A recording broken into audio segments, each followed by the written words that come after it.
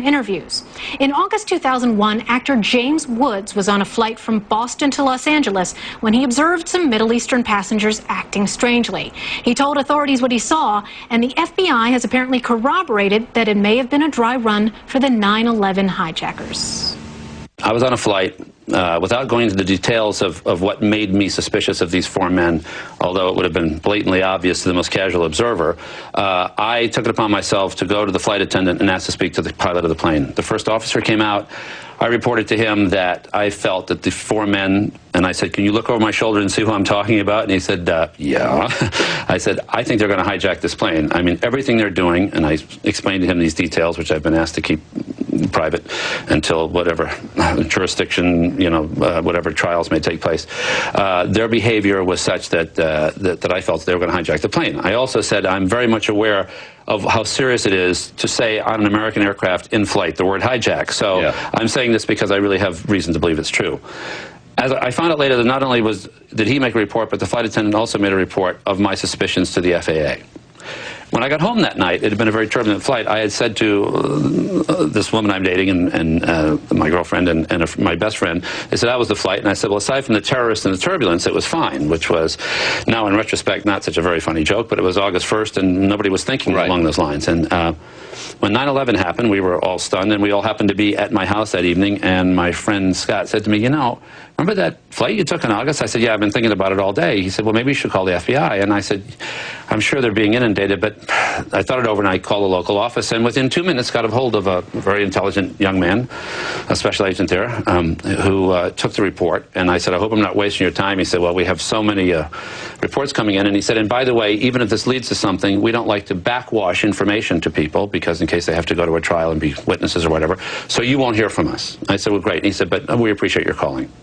6:45 the next morning, I get a phone call that actually wakes me up, and he said, "We want to talk to you about the flight that you took in August." I said, "Oh, did the manifest match of any of the flights yesterday and my flight?" He said, "Well, we can't tell you that." I said, "Well, look, I'll get ready and I'll come down to the federal building." He said, "We're outside your house. We'll just wait for you." Wow, 7:15. So this is 6:45 in the morning. I said, and this is the only funny part of any of this, I said, "How did you know where I lived?" And there was a pause. He said, "We're the FBI. We're the FBI, thank you." So they came in, and I said, "Look, I'm dying to know, were these the guys?" And he said, "Well, we've had 36,000 tips in one day, and there's two of us, and we're going to be at your house all this morning, so you can do the math, but we can't tell you, So since then, I have identified for sure two of them as two of the terrorists, who actually were not on Flight 11, but one was on Flight 175 and one was on Flight 77. And I've been told unofficially, not by the FBI, but by someone else in actually a higher level of government, believe it or not, just through a coincidence, through a mutual friend, that all four of them were terrorists involved.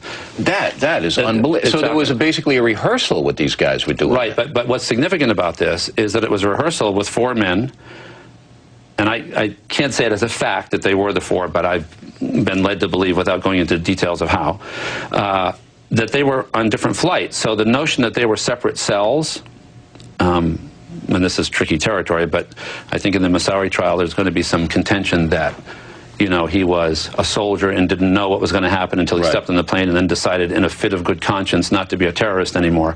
In fact, the fact that these two people were identified by myself and other people and were on the Boston-LA flight and ended up dying on two other flights of the four flights on September 11th shows that they were. What an amazing story. There was cross-collateralization. I've never heard this. This is the first time you're telling the story. Yes. So it was just you and these four guys in first class, nobody else? No, there were a couple other guys. Yes. Were they nervous too, or was it just you picking these guys out? As I explained to the FBI, they said, "What was your first instinct?" And aside from certain things like four guys getting on a transcontinental flight without any hand luggage, it's funny, I notice behavior because I guess I'm an actor, and it's kind of what I do for a living. You always watch people, right? I just kind of observe people. It's something I've always been fascinated by. Sort of like that scene in Annie Hall where Woody Allen and Diane Keaton sit and watch people and sort of talk about who they might be. And there were four guys. When the flight attendant, who was a woman, came up to them, they literally ignored her like she didn't exist, which is sort of a kind of Taliban, kind of a Taliban, idea of womanhood as a, not even a human being. I mean, it seems their disrespect for women is so extraordinary.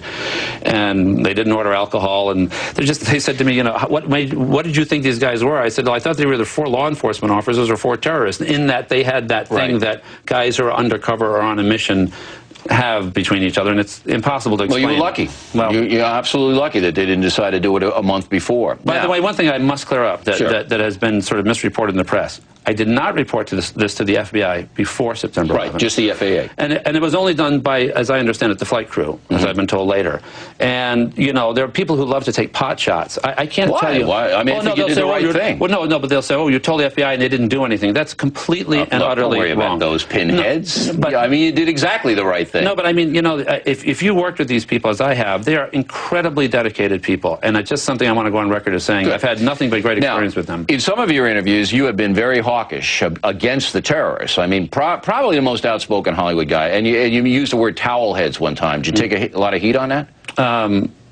Maybe, but I don't pay attention to heat. I mean, I don't explain and I don't complain and I don't. But to say that in a pejorative way, would you have taken that back? Well, I do think at times when you feel passionate about something, there are times that all of us, I'm sure you have, and I know I have allowed my tongue to sort of get out ahead of my brain a little bit. And by the way, clearly, I would not want to hurt anybody's feelings. But on the other hand, it's not like after thousands of incidents of terrorism in the past 20 or 30 years that, you know, we have to worry a lot about, like, Swedish terrorists. Okay? That's right. I mean, so the bottom line is, you know, I think of the energy that a lot of people in the Muslim world, and there are, I'm sure, excellent, extraordinary people in that world, if they put that energy into policing their own, as much as they are criticizing politically correct or incorrect gaffes like I made, that maybe would be all a lot better off in the world. I mean, it reminds me of those people who lived in Dachau who, you know, were shocked at the end of the war to find out that there was, you know, what that black smoke was coming from those chimneys 100 yards from their house. You know. They don't want to know the truth. Mr. Woods, we appreciate you coming in. That is really some story, though, about the people, the hijackers on the plane.